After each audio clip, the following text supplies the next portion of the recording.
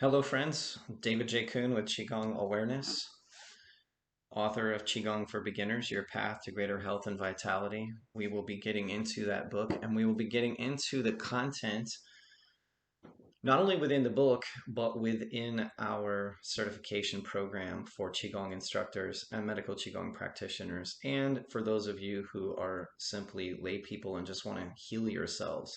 By the way, I tell people one of the best ways to heal yourself, two of them really, there's more than two, of course, but one of them is to practice Qigong. So we'll be getting into that, okay? Very specific Qigong, by the way, practices that worked for me anyway, so I'll share them with you.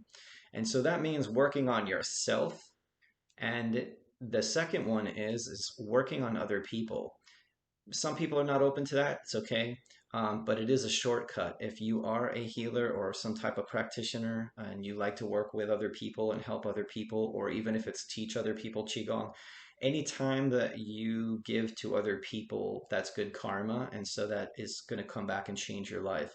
If you change the lives of 50 people or 100 people over the course of 1, 2, 5 years, 10 years, whatever it is, you're going to see your life change dramatically in ways that if you were just trying to save your own little self, your own ego, solve the riddle of your own problems and so on, you'll find that that path doesn't work very well. It perpetuates itself. It goes on and on and on and on and on. So it's a vicious cycle. One of the ways to break that, again, is to practice Qigong. Another way to do it is to actually teach someone else Qigong or perform some of the medical Qigong healing techniques on someone else, because as you alleviate someone else's suffering, that's a good karma. It comes back to you many fold. You'll hear me tell that story many times if you choose to stick around and listen to some of the teachings that I will share with you, because it made a massive difference in my life. Did I have spiritual awakenings through Qigong practices? Yes, absolutely. Through yogic pranayama and so on? Yes, absolutely. Meditation? Yes, absolutely. Do I have many things in my book about the psychology of mind and empowering yourself and using conscious and deliberate speech and speaking over your water and speaking over the water in your body and speaking over your molecular structure? Yes, absolutely. All of those things work. It's also a great karma to do service for other people. So, before I go on and on about that anymore, I want to bring in this chart which I brought in for you. Had it in my car, wanted to show it to you. And this is the chakra system. So if you've never seen the chakra system before, I hadn't seen the chakra system. A practitioner wanted to do some energetic work on me. She was doing some body work and some massage. She wanted to do some medical Qigong-like techniques. I told her I was not interested at the time. This was, of course, many years ago.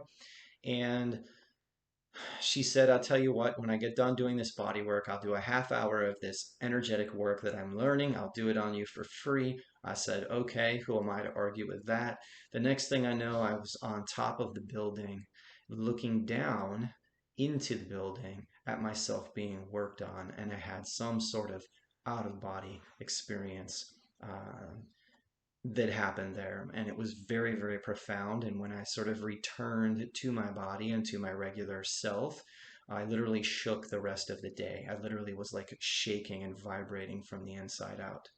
So again, I didn't know much about these energy centers at the time, but here they are. Roy G. Biv, red. If you ever heard that before in school, it's how you remember the colors of the rainbow, right? Well, these are the colors of the rainbow, okay? Red, orange, yellow, green, blue, indigo here, and violet here, right? These are the 7 chakras. And in medical Qigong, it's also taught that there is this 8th chakra here. And the 8th chakra acts like a prism. And through the prism, what happens when you shine light through a prism? You get these different colors. You get the colors of the rainbow, okay? So the chakras are pretty cool, for lack of better words, lack of better description. They're quite more than cool. And in fact, if I get technical, which I do in my medical Qigong program, Qigong Awareness, Tanya and I put together various programs for you all, and I get much more technical. about the chakras and their relationship to the endocrine system, because that happens to be my background as well with molecular cellular biology. And I started to realize that, again, hinting to the technical, I said chakras are cool. Okay, so a little pun. These chakras are cool. These chakras are actually hot. Okay. And when hot energy sits in your lungs, it doesn't work out very well for the lungs. If you have cold energy sitting in your root chakra, it's okay if it's balancing out the root chakra, but if there's too much cold energy down in the root chakra, then your groin is not very happy. You have various kinds of issues happening down there, so to speak. So, with the chakra system, within every one of those centers of the chakras, you also have a set of endocrine glands. At another time, I'll bring in a chart with some of the endocrine glands and show those to you as well, and where they sit and how they sit, so you can have a little bit of a preview of that as well. So when you have a doctor or you have somebody say to you that this is a little bit of foo-foo and chakras are foo-foo, they just don't really know what they're talking about. That's my personal opinion. You need to look a little bit deeper into it. There's a science behind it. There's a science behind the chakras. You're going to see more and more of this science coming out and being mainstream in the next 10, 20 years. Um, and the chakra system is very connected to the endocrine system, and the endocrine system runs hormones. Okay, hormones are the most powerful cell-to-cell communicators in your body, and when a message is sent from the hormones, say associated with your pancreas, in what is called the yellow court in Chinese medicine, which is also called the third chakra, and in yogic philosophy would be called the power center in some schools. And it is yellow here in color. Okay. Again, why in Chinese medicine, traditional Chinese medicine, it's called the yellow court. Your pancreas, for example, which is involved in the endocrine system, it starts secreting particular hormones and so on and so forth. And depending on the functioning of that chakra, depending on whether it's functioning well or not functioning well, it is going to influence how the organs in that area are functioning, and it is also going to influence those hormones.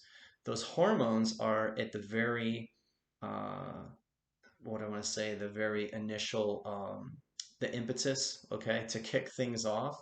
And the chakras are just before that, and they are an impetus to kick things off in a good way or a bad way.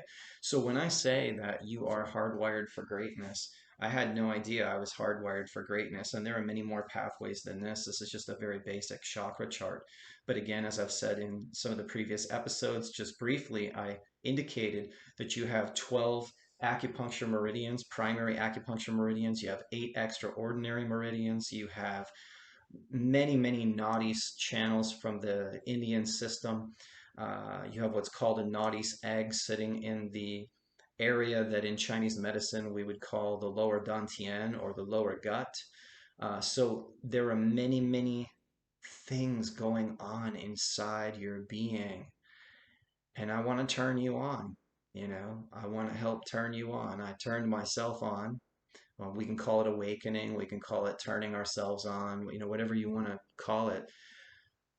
But we have the ability to do this. And if we don't do it consciously and we don't do it deliberately, then it's not going to happen, guys, gals. It's not going to happen. It's not going to happen because it's Tuesday. It's not going to happen because a year has gone by.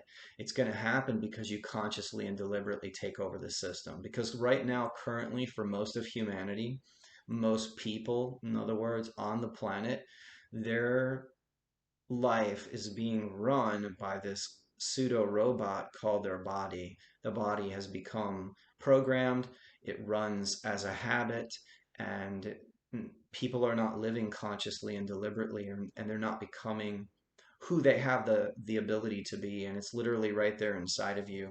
And I'm sorry to say, but we've been lied to, or at least maybe we could say some people lied and other people just didn't know, right? Which is probably true, I think, on both counts.